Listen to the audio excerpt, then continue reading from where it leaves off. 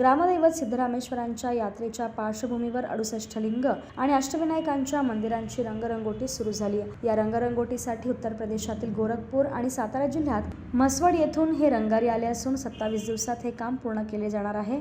दरवर्षी जानेवारी महिन्यात होत असलेल्या सिद्धेश्वरांच्या यात्रेनिमित्त यात्रा कमिटीच्या वतीने 68 लिंग आणि अष्टविनायकांच्या मंदिराची रंगरंगोटी होत असते। यंदाही या कामाला सुरुवात झाली आहे। गुरुवार 14 डिसेंबर रोजी दुपारी या जुने सिद्धेश्वर सोनलगी मंदिरात पूजा करून रंगकामाला सुरुवात करण्यात आली। उत्तर प्रदेशातील 3, साताऱ्यातून 2, माढा तालुक्यात माणेगाव येथील 2 आणि सोलापूर शहरातील 8 रंगारींच्या मदतीने हे काम पूर्ण केले जात आहे। मंदिरातील गाभारा, भिंती, शिखर आणि कट्टे रंगवले जात आहेत। 10 जानेवारीपर्यंत हे काम चालणार असून ही सर्व मंदिरे आणि देवळे वेळेत पूर्ण होण्यासाठी वेगवेगळ्या टप्प्यांमध्ये हे काम सुरू केले आहे।